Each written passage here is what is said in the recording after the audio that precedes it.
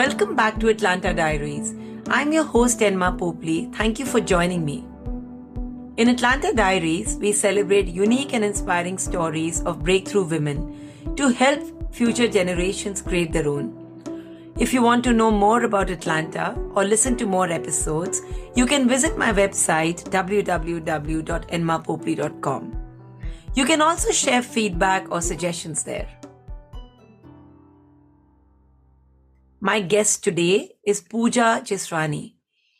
Pooja is NASA's first South Asian female flight director and is responsible for managing operations for all human spaceflight programs, including the International Space Station. Pooja dared to go where very few women had gone. I'm sure her story will inspire more Poojas to explore how, rather than question if they can do it. Without further ado, let's dive into the conversation. Hi, Pooja. Welcome to the show. Thank you for having me. It's so great to have conversations on topics like these. So the pleasure's all mine.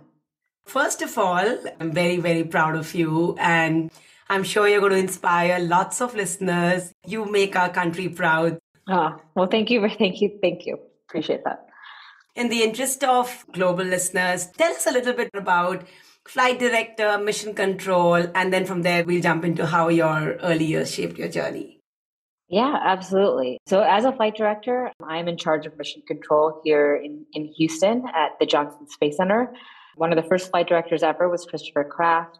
A flight director that many people know of is Gene Kranz, who's famous for Apollo 13 wearing one of those vests.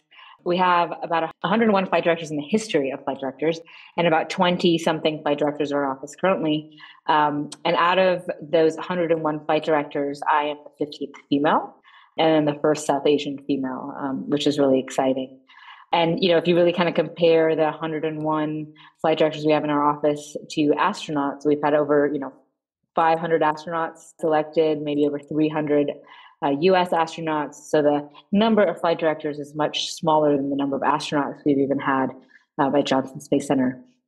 The flight directors specifically that I work with or have been historically at NASA in Houston have been the ones that lead human missions, right? So ones that did Apollo or the shuttle or now the International Space Station, even the Gemini program. So all of those programs were led out of mission controls where you'd have a team of people, so a bunch of flight controllers. They're all in charge of their specific subsystems. So, some of them might be in charge of the life support system or the guidance, navigation, and control, so how that vehicle flies.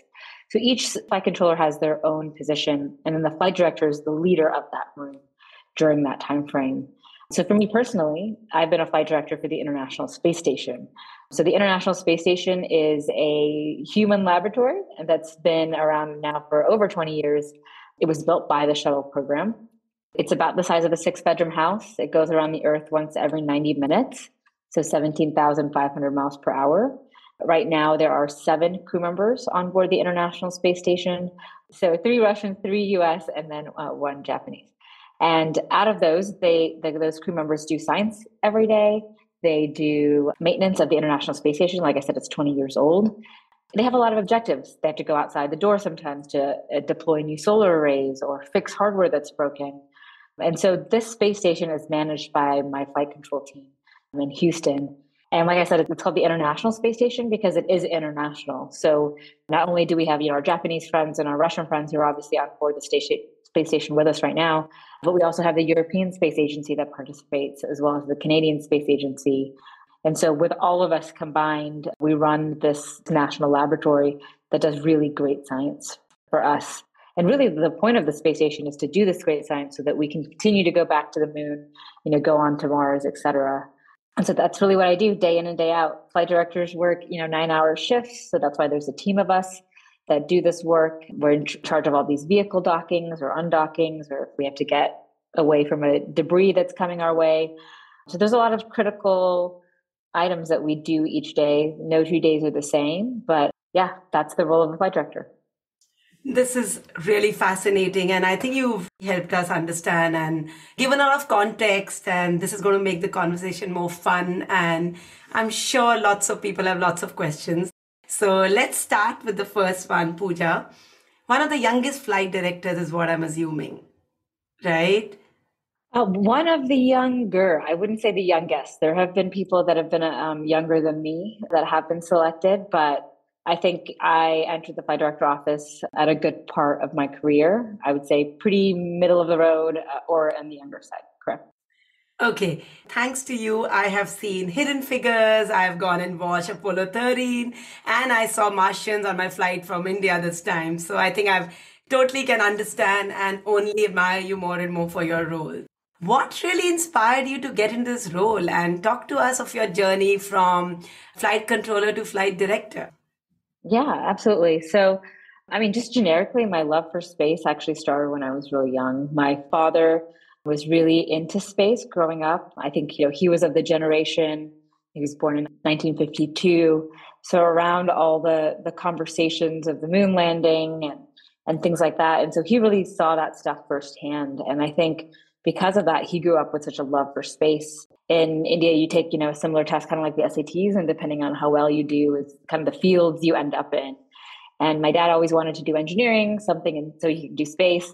And for him, he ended up scoring really high marks that his parents really pushed him to go do medicine, because that's a high, proud moment for most Indian parents if their kids are going into medicine. And he ended up doing orthopedic surgery, which is really mechanical if you think about it. Bones and doing a knee and hip replacements kind of come down to the core of engineering. And so I kind of just grew up with him sharing a lot about space and what he knew. My mom, on the other hand, is a very creative person. She's an artist. She went to JJ School of Art in Bombay, has beautiful artistic ability, and taught art when I was a kid growing up. And so my parents actually really didn't pressure me one way or the other to turn into an engineer. I think my dad now looks back and is very proud of the career choice that I had, and the fact that I'm a flight director. He's my number one fan. He's the one that watches NASA TV in the middle of the night if I'm on that channel because some docking is going on. And my mom will of course watch as well. But I think that love for space really just came from sharing that with my dad. So when I was going to college, a lot of my friends were wondering if I was going to do interior design or marketing or something more creative because I also have that side and ability. But I was like, I think I'm going to try aerospace engineering. I've always loved space, and if I don't cut it or if it doesn't work out for me, I'll find something else that does. And then I went to UT, University of Texas at Austin. It was a school down the road from us, so easy and an easy place to go to and feel comfortable. And I really poured my heart and soul into aerospace. And I'd always been a pretty good student in high school, but I think I really excelled in college. I honestly got better grades in college than I even got in high school. More so because I think I had a mission. I wanted to work at NASA, and I was going to do whatever it took to kind of get that job. So I worked really hard. I ended up getting an internship at NASA. One of the subcontractors at the time, United Space Alliance, who was a prime subcontractor for the shuttle program, was at a career fair at the University of Texas, and they just had a booth set up. And I walked by with my resume in my hand, said, I want to work at NASA. What opportunities do you have? And the manager there said, well, I actually work in mission control. Why don't you come by and interview with me? I was like, I would love that. So I went and I did the interview, and then I ended up getting my first internship and went to NASA for that summer. And when I was there for the summer, what I didn't end up realizing that I signed up for was that I actually ended up being in charge of the carpet changes and mission control that summer. So not actually being a flight controller or any of those things that I'd seen in the movies. It was just, hey, the carpet needed to be changed and they needed someone to do the logistics for that. So I spent the entire summer doing that kind of work.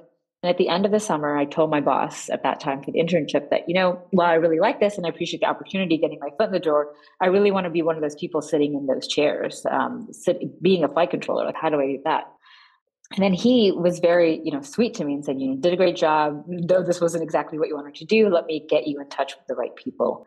So he got me in touch with the right people on the flight control side. And my next internship after that next year, I came back as a flight controller. That next summer doing flight control work, and I just loved it. So I knew when I was going to graduate from UT, I was just going to come back and take a full-time job in flight control. Went back to college, graduated, and got a full-time job in flight control, and then did that for many, many years. I was a flight controller in the ADCO group, which is Attitude Determination Control Officer, which is the flight control group that actually is in charge of how the space station flies. So how it goes around the Earth, when it has to do dockings or undockings, how it does that. So I really just worked my way up. And that's how I ended up at NASA and really just enjoyed my many years in flight control. Looks like flight control was very deliberate and, it was clearly, like you said, it was a mission. So were there any surprises and what was the most exciting part? Yeah, I think for me, though I was a good engineer in college, I think it was more important for me to work in an area that was more operational based. And so instead of being behind my computer and doing coding and things like that, that really wasn't my forte. My forte was really talking to people, getting teams together. And I knew that someone had told me that operations was the place to go do that. And I think I ended up finding sort of a branch in engineering where I could actually thrive with my engineering degree. I think if you'd stuck me in a lab, I probably would not have done so well. And so what was surprising to me really is the fact that I found an engineering job that wasn't true, wasn't so true to engineers. When people look at me, they don't think I'm an engineer. Because to me, there's no definition of an engineer anymore, right? There's so many different ways that you can apply your skill set. And I think the biggest surprise to me was finding a job that I just really, truly enjoyed that wasn't just a lot of number crunching. Because to me, that wasn't where I wanted to be. Well, for others, that's the perfect place because that's what they're really good at. And then I was surprised to find a job that really fit my nature, really who I was as a person, and combine that with engineering. That's interesting. Define for us who is Pooja as a person and what part of your personality really made you just the perfect fit for these roles. Yeah, people ask me to define myself. I always think about how I'm a daughter, I'm a mother, I have a 6-year-old now that's in first grade. I'm a wife. I married my high school sweetheart. I met him when I was 15 and 16. So we've been together now for 22 years. I'm definitely a person that needs social interaction. So during the times of COVID, where everybody was virtual or on Zooms, that wasn't where I thrive. I definitely thrive in a social interaction environment, person to person, face to face. I also really love art and pretty things and decorating my house and creating the perfect invitation for my kid's birthday party. All those kind of creative things that my mother really shined on me when I was a kid, wrapping a present with a pretty bow and a pretty name tag. Like I love all of those things equally to engineering. And, I really pride myself in really keeping relationships. To me, relationships are the number one most important thing in my life, not only in work, but also at home. And so continuing to build those, be there for people, that's always a priority for me. Looks like you're a perfect mix of both mom and dad, left brain and right brain, relationships and technology. So how did that then help you prepare for this flight director's role? Yeah, so for me, flight director kind of came not as a goal, right? So I went to college saying, well, I'm going to do aerospace engineering and NASA sounds great. And how do I work with somewhere in the aerospace industry that's not in the defense side, right? There's a lot of aerospace jobs that are more on the defense military side, which I think are great for those who like to do it. But that was just not something that I wanted to do. I wanted to do the astronauts going to the International Space Station, going back to the moon, et cetera. So I knew that as a goal when I was leaving college. But I think once I got to NASA, I didn't have next step goals. I really didn't. I was just kind of busy with myself working in flight control, really enjoying it, putting my heart and soul into it just because I liked it. So flight director I ended up kind of stumbling on that in a way where other people were telling me, hey, have you ever considered being a flight director? And I was like, oh, me? No, I've never. Because like I said, flight director is a very sought after job and there's such limited people that have been selected and people that have applied many times. I mean, there's people in our office that have applied 5 or 6 times and, got it on their 6th try because this is something they, always wanted to be. For me, it was other people saying, Pooja, have you thought about this? I think you would be great at this. And then somebody else a few months later, Pooja, have you thought about this? Or then the application came out. And again, people are, Pooja, are you going to apply? You should think about applying. And I think after multiple people kind of putting that in my ear, it made me think about, okay, well, let me see if I should apply. And so the first time when an application came out to apply to be a flight director, I had just kind of completed a lot of my senior assignments in my other roles. And I just felt like I wasn't ready. I was not a mother at that point. And surprisingly enough, when that application closed was the day I found out that I was pregnant with my daughter. And I had decided not to apply that time because I just felt like I was not ready. I felt like I needed a little bit more of experience base. I'd just gotten selected to be a CAPCOM, which is a capsule communicator, which is the person that talks to the astronauts on the space station. And so I said, I should give myself the opportunity to go do this role. That person sits next to the flight director. I'll learn a little bit more about what the flight director does. And either way, I just don't feel like I'm ready. So then the application came out just a couple of years later. And again, people are like, are you going to apply? And so I kind of finally decided that I was going to apply. I said, okay, I'll apply. I'll apply this one time, give it my all. I'll talk to all the people that I need to talk to. I'll do my homework. I'll give it everything I have for this one-time interview. If I don't get it, that's okay, because then they don't like me or they don't need me. Or maybe if they give me some real feedback where I can go work on that, maybe I'll reapply again. But if there's not really any tangible feedback or something that I can work on, then I'll just say this is my one and only shot. I tried, I didn't get it, and I'll move on with life and go do other things because this is not my dream job. And I went in 2018 and I put in all my effort and I ended up getting selected. And I was one of 6 that got selected. So it was 3 males and 3 females. And I was overjoyed. Like I remember when I first found out, I called my dad, I called my husband, and my dad was so happy because this is like everything he's ever wanted probably in his life. And my husband, again, so proud because, I'm the 94th flight director. So in the history of spaceflight, to be number 94 is pretty great. And again, the 15th female. And so everybody was super happy for me. But I think for me, I had been so settled with the fact that if I didn't get it, I would be okay, because I wanted to go into the interview being authentically who I was. And they were going to select me for me, because for me, this role specifically as a flight director, when things hit the fan and it's a bad day and the crew's having an emergency, no matter how much training you get, you go back to innately who you are, right? Yes, you use some of those skills that you've been trained on, of course, because that's why you go through the training. But you still go back to who you are, right? How you're going to handle the problem. Do you get nervous? Do you rise to the occasion? And so I wanted to sell to them who I really was, because if they selected me for who I really was and not a pretend version of myself, then when that bad day happens, I could know that they really, truly trusted me. And so that's kind of how I went into the interview. And somehow I got selected the first time, which is honestly pretty rare in our office. But now, since I've been there since 2018, I've loved every moment of it.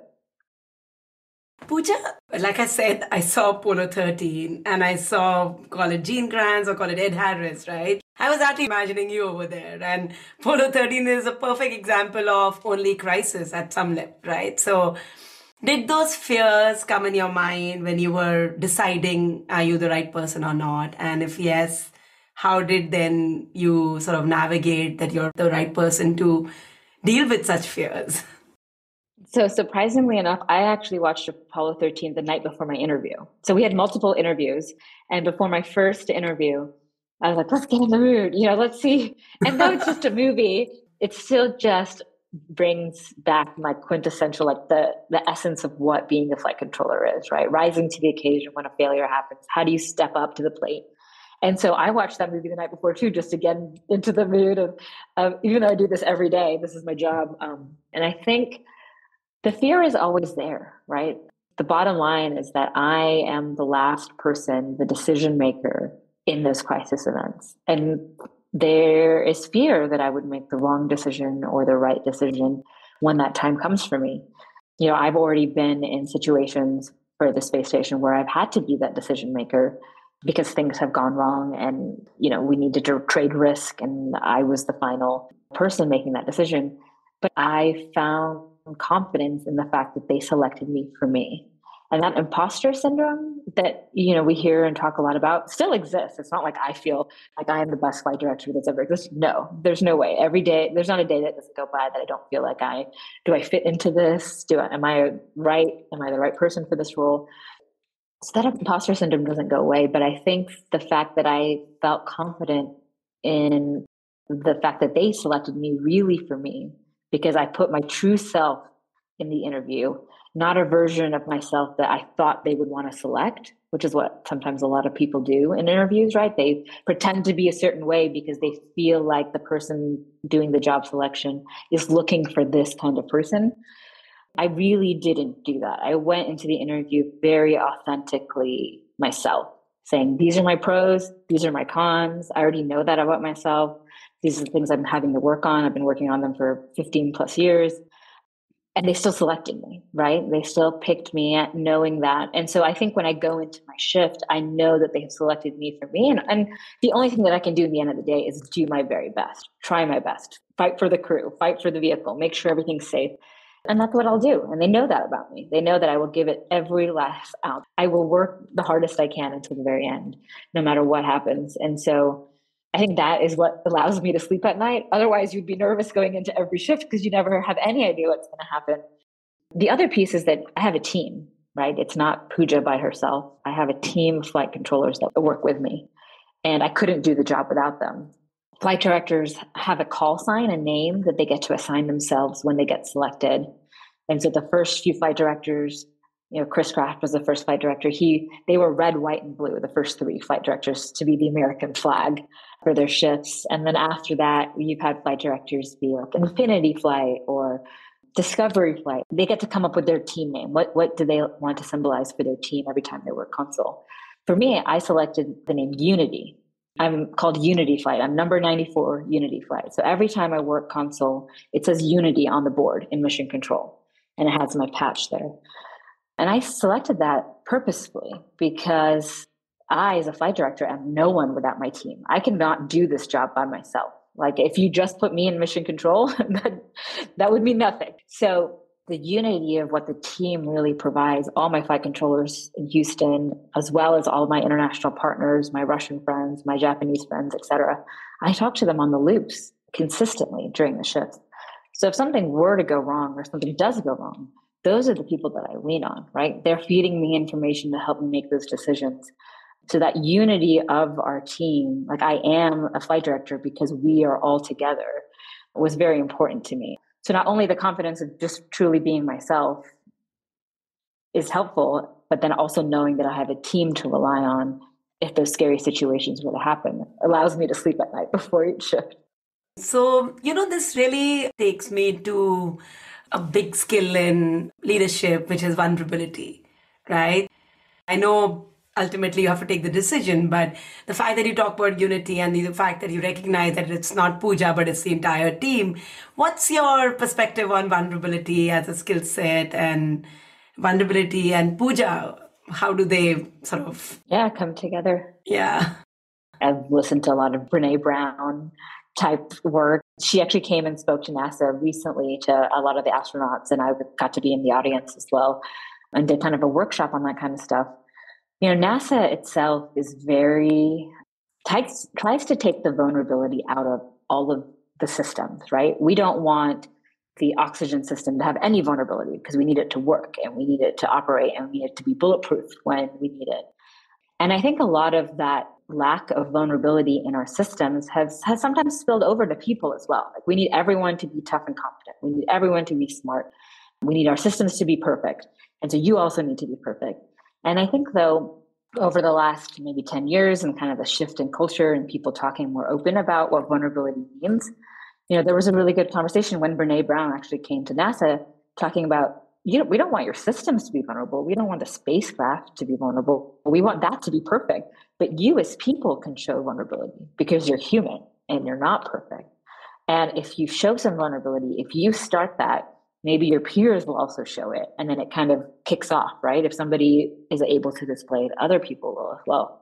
And so I think that's really been where my eyes have opened on the vulnerability concept of truly just being myself, allowing myself to say, hey guys, I really have to leave this meeting. It's 6:00. My daughter has a Christmas performance tonight.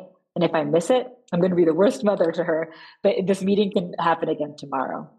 And if I'm able to show those kind of things, then maybe other people will also feel like they can say those things as well. So I think kind of learning from that and being a leader in that environment has taught me to just be more openly, authentically myself, because that will allow others to do the same. While I understand that we all have to take the box where, we want to ensure diversity, but do you think women bring a certain skill set which was always a need and which is really adding more value to organizations today? What's your sense on that? I think so. I think women traditionally have been the nurturers, right? The people that really care, the care and feeding that goes into a group of people. So like the women in the family are the ones that are worrying about what we're eating and what we're gonna wear and that kind of stuff. And I think that, traditional aspect of women really does help in the workforce. I just led a team of very highly productive, successful individuals over the last 6 months. I was in charge of the International Space Station as the lead flight director. And those people, each day, especially coming out of COVID, even more so, would come in for meetings. And I took the opportunity before this assignment started to have one-on-ones with everybody. And I told them, I'm just going to ask you a little about yourself, share about you, I'll share about me. Let's talk about like anything that you guys want to be working on, like any personal growth areas that you have. And then let's talk about setting expectations. What do I expect from you and what do you expect from me? And I kind of used that conversation with these 30 people individually, honestly, just to get to know them. These expectation pieces from my side and things like that, that was there. And I'm glad I did them. But really just to understand that this person has a sick mother that they're caring for. It may be important for them to have to leave early, or this person lives in downtown with his group of friends, and, just to actually get to know people for who they are.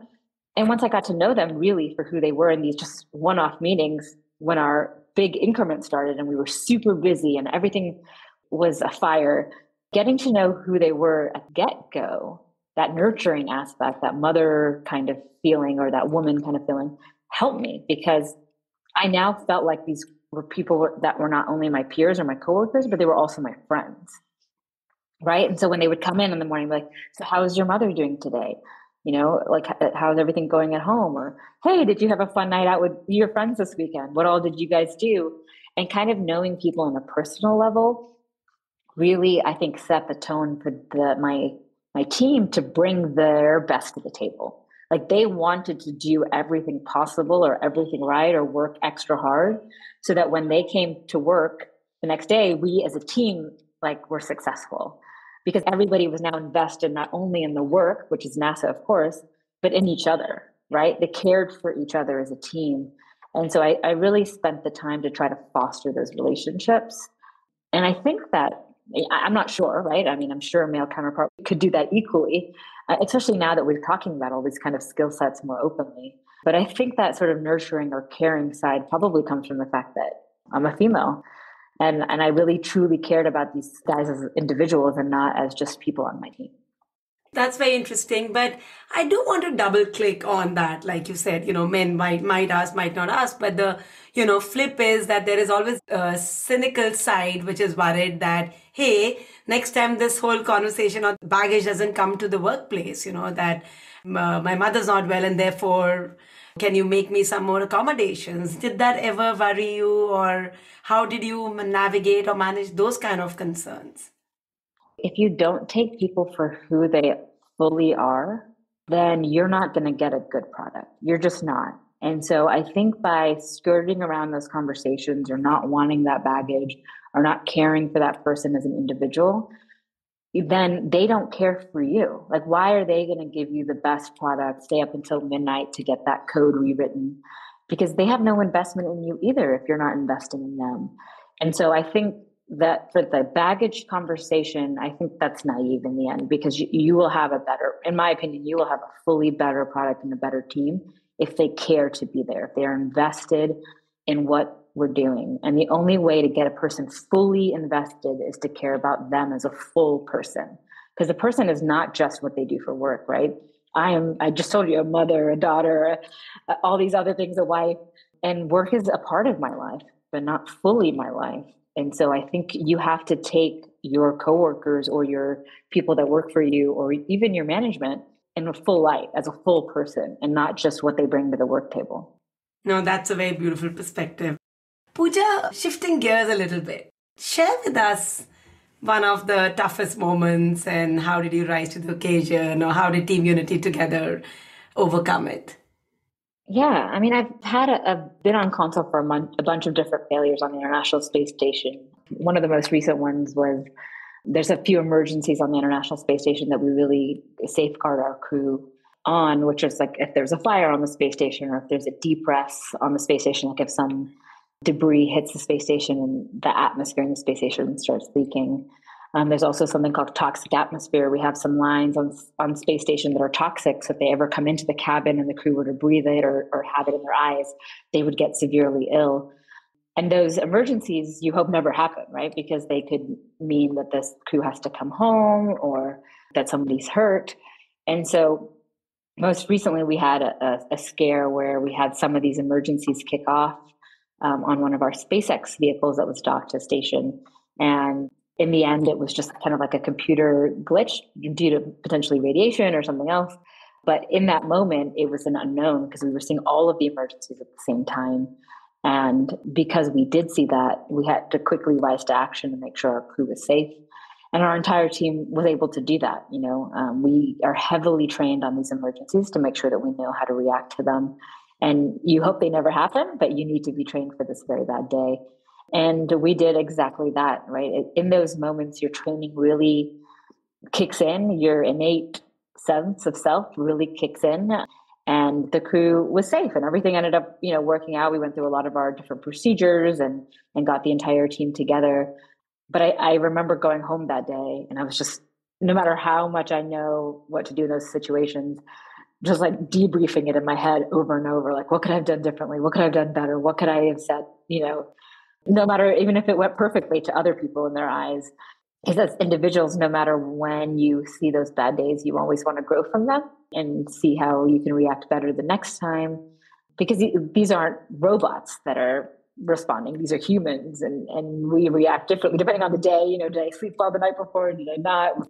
But you hope those bad days don't happen that often. But we have a lot of different, space station's over 20 years old. There's a lot of failures that are happening. You'll see them all in the news every once in a while when things go poorly. And so, but that's what we do. That's what we're there for, right? Our number one priority is to keep our crew, our astronauts safe. And then secondly, the vehicle, safe. And then thirdly, really care for the mission at hand. So if it's any science or any maintenance that we need to do, that's third priority. So really keeping our crew safe and our vehicle safe is number one. That's why we show up each day to work. Given that, your work needs 100% you, and therefore the time when you're not at work, obviously you want to give your 100% you at home. How do you do the balancing act? Like, I'm sure even the day you took up the position, you must have had a lot of conversation, I'm guessing, with family and yourselves. Share with us, how did that play out? Sure. I think the conversation for us at home was really that, hey, this is going to be tough. This flight director job requires a lot, which is why I was kind of happy that I didn't end up applying the time that I was pregnant, because it allowed me to go through that part of my life, have a child and a small little baby, and still not have the pressures of having this job yet. In the end, when I applied in 2018, my daughter was already 2.5. And so she had, gotten out of the baby phase. And so we were ready to kind of jump in and try this out. And I think the balancing act never really ends. I think part of it is when you're at work, you feel bad about the things you're missing at home. When you're at home, you feel bad about the things that you're missing at work. And no matter how much I try to master it I've tried to master it now for the last few years, it's still it's still a balancing act for sure. I mean, that example that I gave about having to leave a meeting to go to my daughter's Christmas program was real. Like, I really had to tell my boss the other day, I was like, I have to leave right now. I have to drive 50 minutes to the other side of town and then be in the chair by 6 o'clock before my daughter gets on stage. And so I think the most important thing that I found, though, is that, having the support system in place. And so I have my parents and my husband, who is amazing at helping me feel like I can do it all, be that superwoman at work and then come home and try to be a super mom. They truly support me. Like, my husband truly, he's a lawyer, very well-to-do lawyer. And he knows that my job has certain aspects of it that I don't control. Like, it's 24/7. If an emergency happens, I have to be there. There are things going on. And he understands that. And we had those open conversations before I even applied for the job. And then same, with my parents, they've always, my dad, mom have both supported my career very much so. And so very willing to come and help babysit my daughter, if I need the help and that kind of thing. And it goes both ways. And at work also, I'm very open about the fact that I'm a mother and a wife and I have other commitments, but I'm still able to give 110% to my job, right? If you need me, I'm here, call me anytime. But I think it's something that you never fully master. For us, I think in the end, there's always sacrifices in some place, in my opinion. So for me, maybe it was the fact that I only have one daughter. We knew that our family of three was good for us, and that if we maybe added additional kids to the mix, then it might topple over. This castle that we built might just topple over, and we might not make it work. I think for others, the priorities may be different. They have 5 kids, and then they choose to pick their family and then step back from work a little bit and maybe come back into the workplace after their kids are older and are more settled. And so I think it's just finding the balance that works for your specific family. So you and your husband and your immediate family, because at the end of the day, you want to be happy, right? You want to come home and not feel stressed out. You want to be content in the choices that you've picked. And I don't know if you can really have it all, unless maybe if you have unlimited money, maybe you can have it all, right? Because then you can hire help for everything and do all of that. But then is that really having it all either? Because then you don't have the ability to be with your children or raise your children, because now you've hired nannies maybe to take care of. I'm making this up, right? And so is that where you want to be? Who knows? I think at work too, deciding where your threshold is. Do you want to be the superstar? Do you want to be in charge of everything? Do you want to take a step back in this season of life because you've just had your second child and you want to take a little bit of a break and come back again when she's a little bit older? I mean, I think there's a lot of ways, but I don't know if there's a lot of answers. And I don't think there's a right answer, I guess is the bottom line. I don't think there's a right answer on finding the balance. I think each and every one of us working parents does our best day in and day out. And I think it's a consistent challenge that we continue to evolve and grow with. That's a very beautiful way of putting it, and helping people understand that they have to make their own choices and then own those choices. What about fear of missing out at work, Pooja? I mean, looking at, the flight director's role, it's also very exciting. I'm wondering, you must have even sort of experienced times when you did not want to miss out on what's happening at work. Yeah. Maybe I'm not a perfect example of that either, because I most recently, I just did this long 6-month assignment and thought, okay, I'm going to take a break now. My husband's really been charging at home and my family's been helping. And my daughter, in her Santa letter this year, for example, said, Dear Santa, please let my mom's work be easy this year. And let my dad keep rocking those, lawyer things that he does. So when you read things like that, you're like, okay, well, I'm going to take a break from work a little bit, spend more time with my family. We also bought a new house, so I needed to go invest some time into that. So I got off this assignment and said, all right, for 3 months until December, I'm going to take a back seat, told my bosses and everything, I'm not going to do much. I need to spend more time focusing on these other areas where I haven't been able to do so much. And then, of course, an assignment pops up and they're like, Pooja, we think you're the perfect fit for it. You should go do it. And I was like, but I told you I was going to take 3 months off, And then so I said, okay, and then like weighing it back and forth, talked to my husband again. I was like, I knew I was going to take time off, but now this other things come up. What do you think? And, he's so supportive that he's like, just go do it. Go grab that assignment. You're going to love it. It's for a SpaceX launch that's happening in February with 4 astronauts. And I get to be the lead flight director for that. He's like, go do it, And so now, did I not get the time off? No, because I've been working on this new assignment, but I have shifted my priorities a little bit. If there's people that are asking me to cover a meeting or go do something else, I remind them that I was supposed to take these 3 months off and I'm here because I have this one assignment, but that's the only assignment I'm going to work on until January, because I need to prioritize my home life a little bit more. But I think the right answer, or maybe the better answer, would be that I didn't take that assignment at all, right? Because that's when you're missing out on the work things. But it is truly hard to do that, especially when you in this role get to make such a difference in human spaceflight. It's very hard to pass that opportunity by. But I think if I had come home and my husband had said, you promised me this and now is not the right time. I really need you to be helpful more at home. And I would have listened to him, right? And not done that assignment.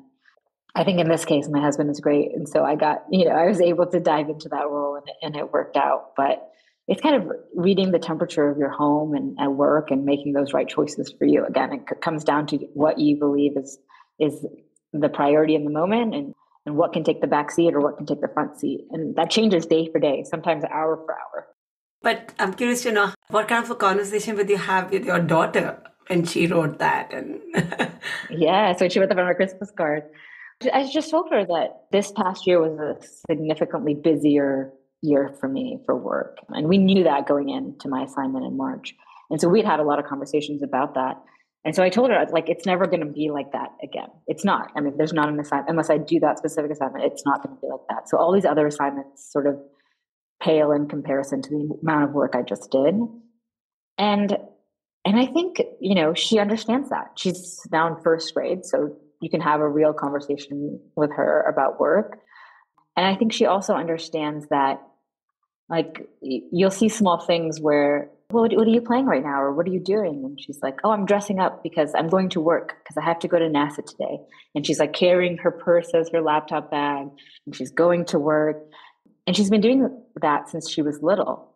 And so I've always kind of, no matter how hard I work, know that in the back of my mind or back of my head that, it also rubs off on her, that she sees me as a working mother and that maybe that'll help her decide what her goals are for when she grows up, and that hopefully I'm a positive influence on being a female in the workplace, right? That you can find your space and you can have a kid and you can have a husband and you can have a life and family and do all of those things. But you just have to decide what's good for you. And I think hopefully I'm setting a positive example for her that though this year was a bad work year, like, please be easier on mom because she had she had a lot of work this year. That's not my whole life, and there are many fun things that we do with her individually to make sure that she feels special and seen as part of our family. Being a good role model is what I'm listening. So, Pooja, from here, I want to sort of double click on that actually. I think I mentioned to you earlier that why I decided to do the podcast. So I did do like a little research, across women globally. And I had sort of a few questions. And these are questions coming from the kind of conversations which I've had with my clients in the past. So there were certain themes which came out of those conversations. For one, a lot of them said that there aren't enough women role models in the environment. What's your sense on, two things. One is there aren't enough women. I mean, actually, when I asked them who's your role model, they really didn't have any women role models who they didn't have any name to give. And two, they were very, very emphatic statements like women don't support other women. They don't watch out for other women. So what's your perspective and sense on that? Yeah. People always talk about or ask me, how has it been being a woman at NASA, or how is it being the first South Asian woman flight director? Did you ever have any stumbles, or did you ever feel like people didn't support you? And I feel like for me personally, NASA has always had a culture of supporting everyone. Like, I think I've been very lucky in that, because I obviously know that that is not the norm, because otherwise these questions wouldn't be being asked of me, right? Like, when is the time where you felt like being a woman set you back? I don't have an answer to that. Like, I really, truly don't. I think at NASA, while it absolutely is majority male, or at least was for sure when I first started, more recently, we've been doing a really good job of trying to hire more females. And even when I got selected in the flight director office, for the first time ever in NASA's history, my boss, the lead flight director, was a female. And she was the first ever female in this role, also a mother, also had a son. And so I felt like I was able to really truly be who I was because she allowed me to do that, So I think I've personally been very lucky in I have seen or have interacted with female role models, people that are in higher up positions that are female and have families and are trying to do it all, and they're doing it well. But I know that that's not the norm. And I know that's definitely not the norm outside in the industry. I think the whole women supporting women is something that each of us are responsible for, right? Like, no matter where you are, at what stage. So even if you're a new person now in mission control, just got a job yesterday, there's a college kid who is a woman who is looking for a role model. Or if you're a college kid who's doing aerospace engineering, there's a high school student that's trying to figure out if she should do aerospace engineering or not. Or if you're, if a high school student, then there's a 5-year-old that's wondering if space is for them. So I think it doesn't only start at the higher ups, right? I think there are definitely managers who could be better at including women or supporting women. But I think it goes across the way. And so when people say, oh, I feel like women don't support women, I want to ask them, well, are you supporting women? Are you as a woman supporting the people underneath you? Are you supporting that college kid? Are you supporting that high school kid in the same way that you feel like you are not being supported? Because if you support that college kid, then when that college kid now is the manager of NASA, she will remember that she was supported by a person that was in the industry and will remember that she needs to pay it forward, right? And so you can start cultivating that. Maybe it's not always up, but it's definitely down that you can impact. For me, luckily, I actually had a mentor who was a female, who was assigned to me as part of the formal mentorship program. And she was really my role model. She was just a few years ahead of me. She was actually one of the people that wanted, to be a flight director at one point, but then ended up not pursuing it. And she actually got this into my head about keep pushing. Why don't you be a flight director? Or why don't you think of things? And so it was kind of through those formal mentorship programs that I got a role model, not through, just me seeking out a role model. But I will say, like later on in my career, I got to a point where there was this one boss of mine who I really just respected. I think she carried herself well. She was able to have good command presence. And I actually just went into her office one day and asked, would you mind meeting with me once a week just to kind of talk through things that are going on at work and give me your feedback? And she was like, oh, no one's ever asked me this before, but yes, absolutely. I would love to mentor you. So I think part of it also can be on the ownership of the person who would like the support to go to those senior people and say, hey, I would love to have a conversation with you once a month. Would you be willing to do that? Because it's very rare that people will say no to those kind of conversations these days. I think everybody wants to have those kind of conversations because we're all trying to grow people. So yeah, I think as a female, we need to create that environment for ourselves. And if we're not seeing that, then we need to spearhead it and really reach down or up to fix those issues. And I think I got lucky to be in an environment that had already started that conversation so that when I entered, there was already a little bit of a path for me, which was great. I think often we judge others, but we don't take ownership of it, right? What you're saying is you take ownership. If nobody is coming out there, have you asked for help? And that's where we wait for the other person to come and offer help. Have you reached a point where you're mentoring younger people? Love to know more about your mentorship journey. Yes, absolutely. I mean, I have some formal mentees that I mentor regularly. And then I also kind of always keep an open door. So for people that ever work with me, I'm always like, if you ever need anything, reach out to me. I can always find 30 minutes on my calendar and we can sit down and chat. If you ever want to talk about your career goals or where you're going next, I really didn't know what I was doing next when I was up there in their perspective. So me reaching out to others or other people really reaching out to me saying, I think you should go apply to be flight director, shaped my entire life now at this point, right? That's the reason I'm now a flight director, because other people helped push me in that direction. And so I definitely have formal mentorship places, but after every assignment, I also very much have an open door policy. Like I just finished that 6-month assignment with that group of 30 individuals. And each one of them, I told them, hey, put 30 minutes on my calendar and let's debrief how the last 6 months went. What could I have done better as your leader? And what could you have done better? And a lot of it was positive, but there's always some areas of improvement on both parties. And so I never want to be in the place where I am just giving feedback to others. Because me as Pooja is someone that's growing and evolving as a leader. And I'm going to be doing that for the next many years. So getting firsthand feedback from the people that you work with is very important. And so though they were caught off guard when I asked them about myself. I was like, so tell me more about me. What do you think I could do better? They're like, oh, I wasn't prepared for this, And I was like, well, it's okay. You can tell me later, But I wanted the truth. And I gave them very truthful feedback as well. There was one guy, for example, who is super smart, but sometimes doesn't give a lot of eye contact when he's speaking. And it's such a minor thing, right? Very minor, because all of his technical abilities were 125%, probably the best I'd seen.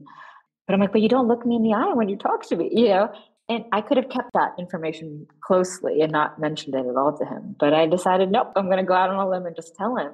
He was like, oh, really? Oh, wow. Yeah, let me focus on that a little bit more. And I'm like, those little things for people like that can really change their career trajectory. And I feel like that also helped me. There was little things that I needed to work on when I was younger and continue to need to work on or get reminded about. And because people gave me that firsthand feedback of, hey, you should slow down when you're talking. I talk really fast, probably talking fast today. That when I'm now in more formal environments, I will take a breath and slow down, because that I know is just who I am naturally. So things like that. I feel like those mentorship relationships are very important to me, and I continue to try to do them, even if it's official or just unofficial, because I worked an assignment with you. And now we got to do a 30-minute debrief chat because I forced you to put it on my calendar. Yeah, these are blind spots. And I think you're not just playing the role of a manager, you're being a coach and a mentor to them in that relationship. Pooja, a lot of my coaches talk about how do I get the rightful seat at the table? Sort of how do I make my voice heard? Any perspective, any advice to them on as they pursue these journeys?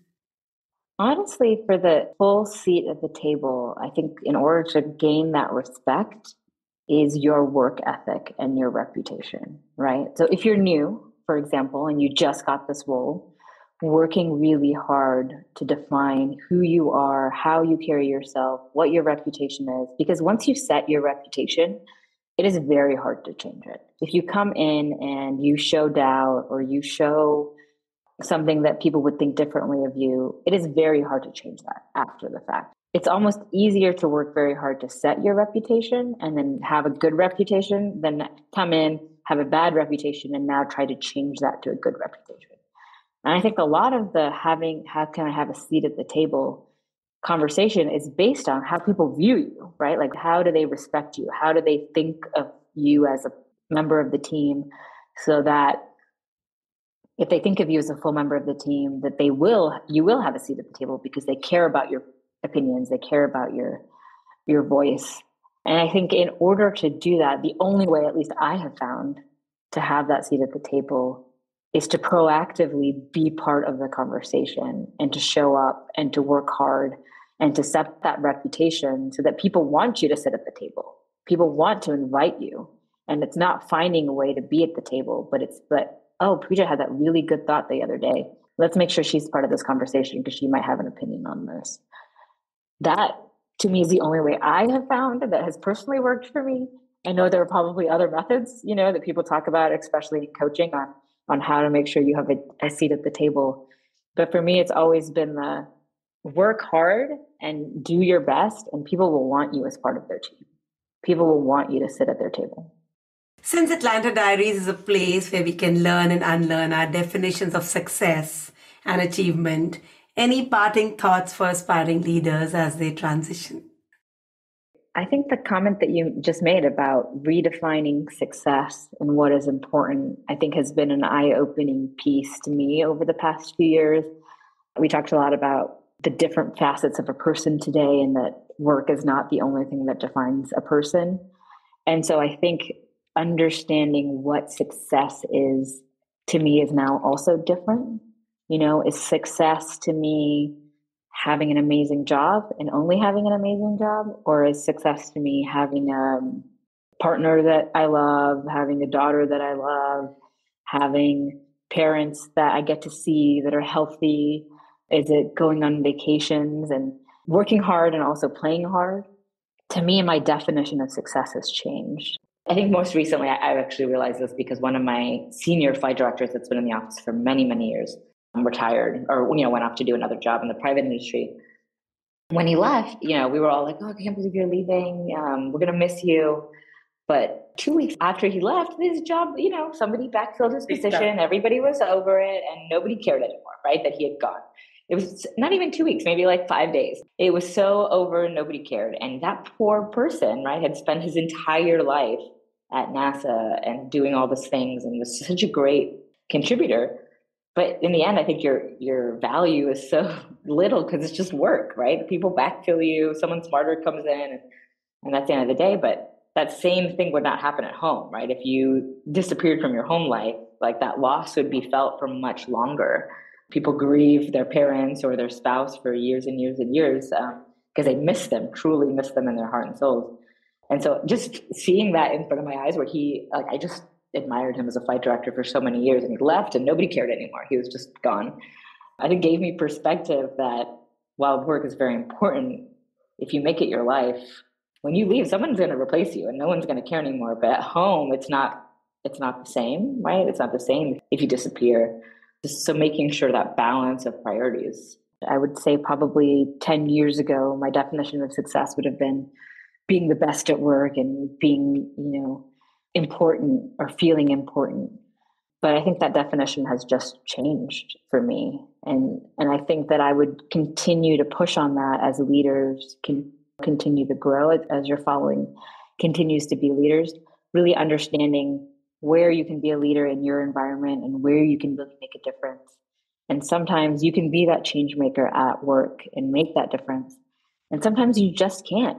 But maybe where you can be that change maker is at home, where you can come home and tell your daughter you love her and that no matter what she does, it's fine.